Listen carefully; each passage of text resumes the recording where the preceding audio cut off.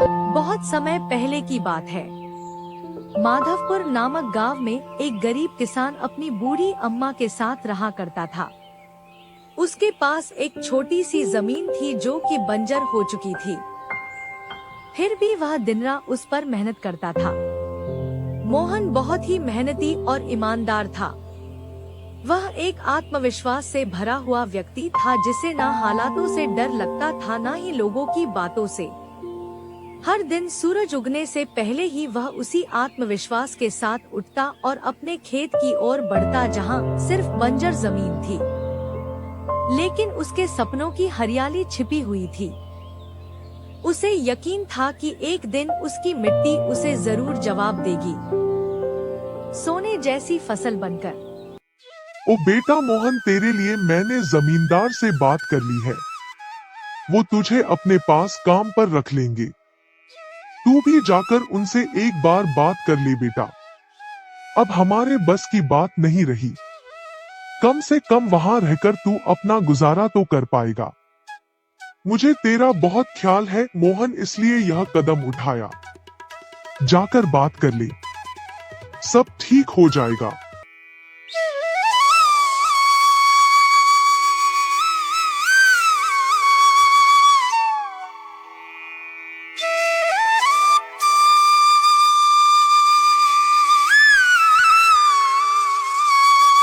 अम्मा, तुमने क्यों बात की वहाँ? मैं नहीं जाऊंगा। हमारा खुद का खेत है तो मैं दूसरों के पास क्यों काम करने जाऊं? मैं गरीब सही मगर खुददार हूँ। मैं अपनी मिट्टी में पला हूँ, उसी में पसीना बहाऊंगा। चाहे जितनी भी मुश्किल हो अम्मा, मैं अपनी ही जमीन पर मेहनत करूंगा। किसी और की नौकरी नहीं करूंगा। अरे मोहन, उस बंजर जमीन में क्या उगाएगा तू? वो जमीन अब बिल्कुल बेकार हो गई है बेटा। ना उसमें नमी बची है ना जान। तू अपनी जिंदगी यूं ही जाया कर देगा। उस जमीन को संवारते संवारते मैं जानती हूँ तेरा हौसला बड़ा है, पर बेटा हौसले से पेट नहीं भरता। तू मेरी बात मान ले। वो जमींदार कम से कम तुझे रोज की रोटी तो देगा।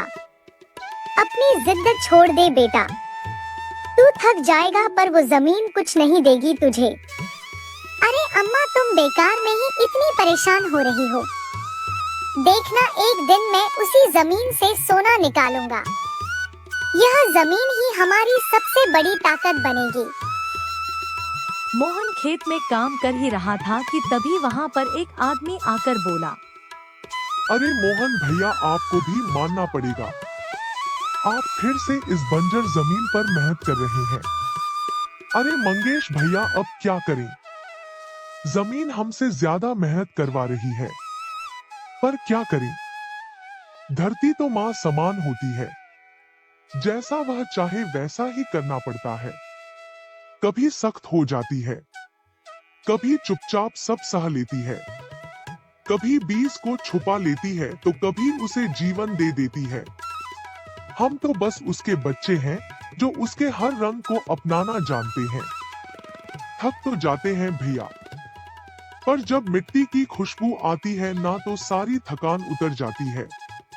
उम्मीद है यह माँ हमें खाली हाथ नहीं लौटाएगी। बस थोड़ा और सब्र, थोड़ा और विश्वास। आप जैसा मूर्ख तो मैंने आज तक नहीं देखा भैया। क्या सोचते हो आप? दुनिया कहां से कहां पहुंच गई और आप अब भी उसी बंजर जमीन से उम्मीद लगाए बैठे हैं। मोहन के पास उस आदमी की बातों का कोई जवाब नहीं था। वह वहां से अपने घर चला जाता है।